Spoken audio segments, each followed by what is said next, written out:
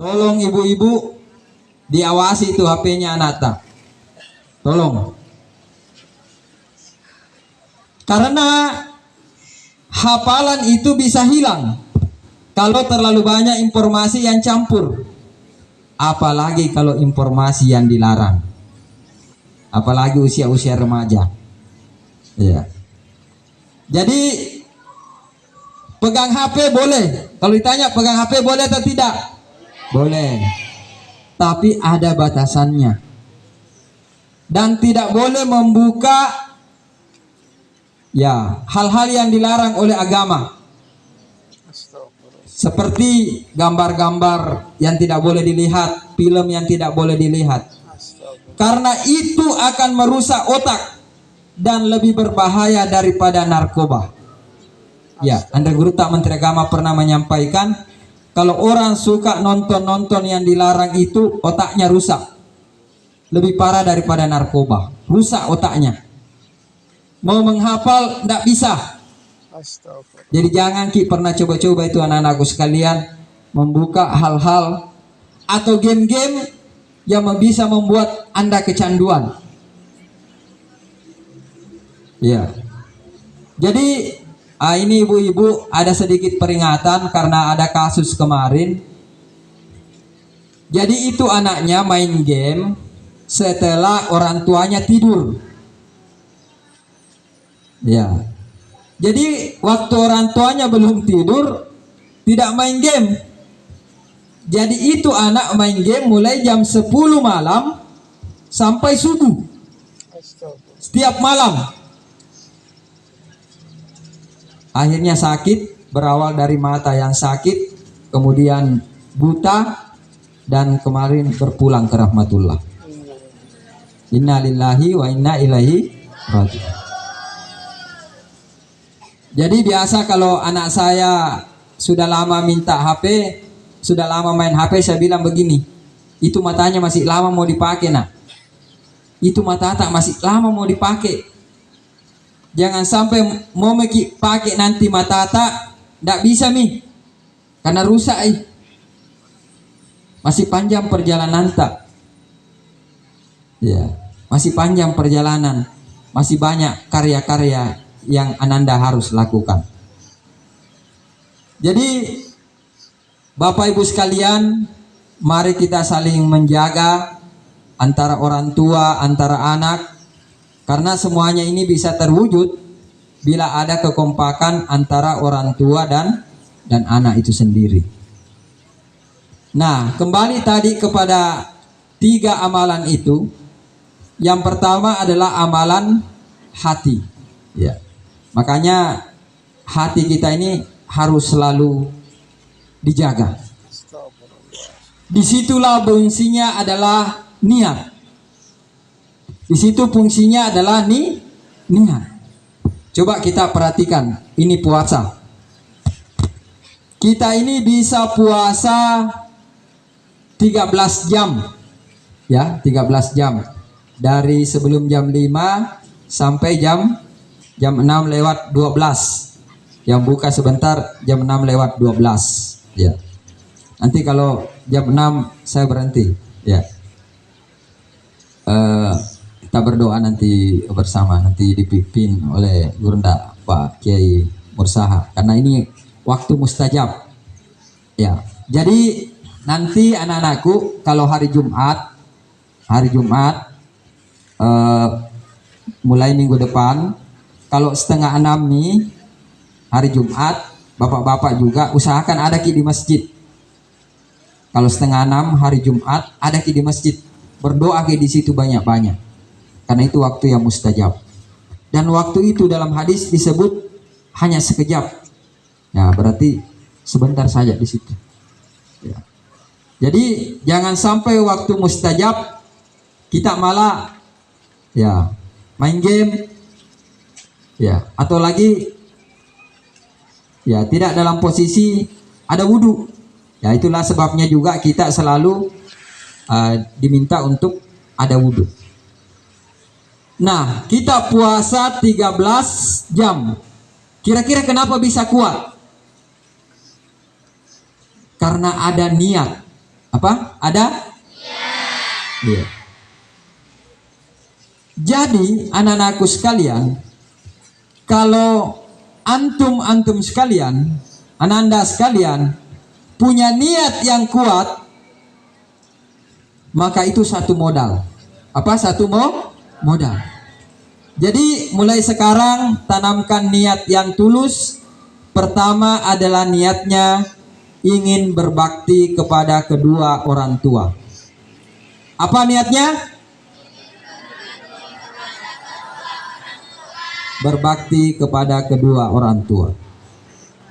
Saya jarang keluar rumah kalau saya belum telepon saya punya ibu. Iya, karena bapak saya juga sudah wafat. Bapak saya itu tahun lahirnya sama dengan Pak Kiai. Tahun lahirnya sama, tahun wafatnya juga sama dengan Pak Kiai, cuma beda 1 minggu dengan Pak Kiai, bapak saya. Jadi saya itu tidak pernah keluar rumah sebelum saya telepon ibu saya di Bone. Saya minta didoakan sama ibu saya, tidak pernah. Takut saya, Pak. Sehari saja saya tidak didoakan ibu saya, takut sekali saya.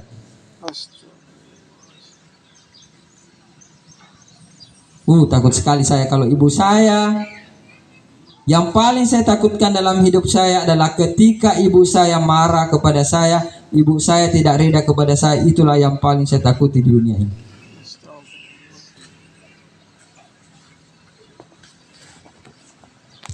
Karena doa ibu, seorang ulama pernah mengatakan doanya ibu itu lebih makbul daripada 40 ulama. Ya. Jadi yang masih punya ibu, nanti kalau pulang sampai ki di rumah tak langsung ki cium tangannya ibu tak, minta didoakan. Paham tuh? Jangan ki keluar rumah kalau belum minta didoakan sama ibu tak. Jangan sampai ada keluar rumah tidak pamit. Nauzubillah min zalik. Mau ki lancar hafalan tak, doa ibu dan bapak tentunya. Jangan sampai dikira ibu gina sebut Pak Ustaz. Tidak juga. Saya berdiri di sini karena didikan bapak saya. Dulu saya hampir salah paham sama bapak saya. Bapak saya itu selalu suruh saya ceramah. Ya. Saya bilang, bapak saya ini otoriter. Suka paksa-paksa. Begitu pikiran saya dulu. Tapi beberapa tahun kemudian saya menangis. Kenapa saya menangis? Saya bilang seandainya bapak saya dulu tidak paksa saya naik di atas podium kalau bulan Ramadan, tidak mungkin saya bisa bicara seperti ini. Alhamdulillah kami sudah bicara di berbagai negara.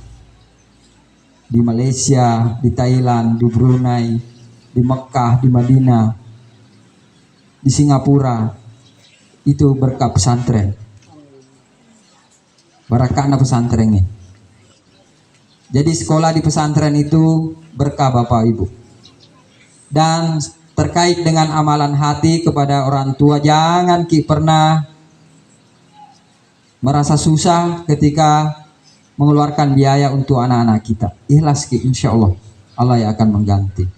Karena salah satu kesuksesan anak-anak kita juga adalah keridhaan daripada orang tua. Doakan anak-anak kita, kirimkan Al-Fatihah setiap malam untuk anak-anak kita, maka itu juga menjadi pintu-pintu kesuksesan untuk anak-anak kita. Jadi sekali lagi ada 3 amalan yang harus kita jaga baik-baik. Yang pertama amalan hati, yang kedua amalan lisan, dan yang ketiga amalan anggota badan tubuh. Ingat, iblis diusir dari surga bukan karena dia tidak pintar, tetapi dia sombong. Itu hubungannya dengan amalan hati, takabur. Jadi tidak ada santri atau alumni Nurul Junaidia yang angkuh tidak ada alumni Nurul Junaidiyah yang takabur, lupa kepada gurunya. Insya Allah mudah-mudahan kita semua menjadi ahli Quran. Amin ya rabbal alamin.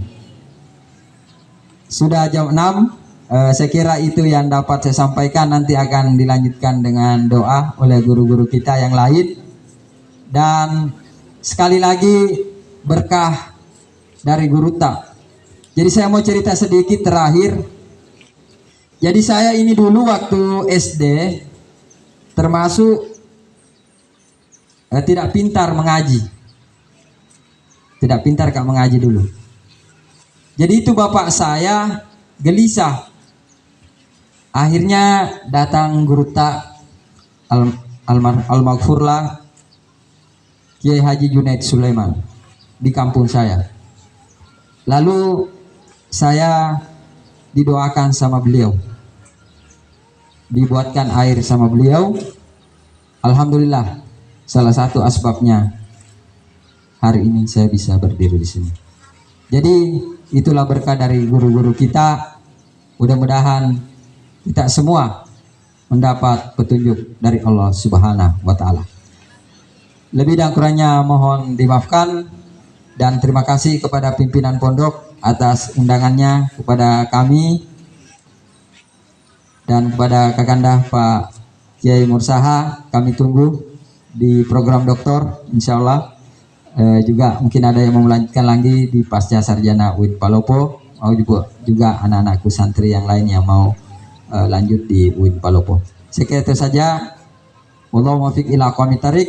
Assalamualaikum warahmatullahi wabarakatuh. Waalaikumsalam.